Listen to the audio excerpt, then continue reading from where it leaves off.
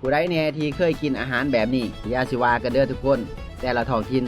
แต่ละคงเขตก็มีหลากหลายเนาะมีความแตกต่างกันไปสมัยก่อนเนาะวัฒนธรรมการกินนี่ก็สิบ่เห็นหลายนอกจากเฮาสิได้ไปเห็นด้วยตาเฮาเองนะแต่ณปัจจุบันนี่เฮาก็เห็นหลายก็ย้อนว่ามันมีโลกออนไลน์สำหรับอยู่บ้านข่อยเลือดแป้งหมูเลือดแป้งเป็ดนี่ถือเป็นเรื่องปกติเพราะว่าไผๆก็กินเด้รวมทั้งตัวข่อยเองเด้อทุกคนแต่ของเขตอื่นนี่ข้อยก็บ่ฮู้ว่ามันสิเป็นปกติบ่อันนี้เว้าเรื่องการกินของท้องถิ่นเนาะแต่ถามว่ามีคนบ่กินบ่ก็มีเนาะสิไปเมารวมว่าคันเป็นคนท้องถิ่นนี่เป็นคนแขวงนี่สิกินแบบนี้เมื่อทุกคนมันก็เป็นไปบ่ได้เฉพาะคนที่บ่กินก็มี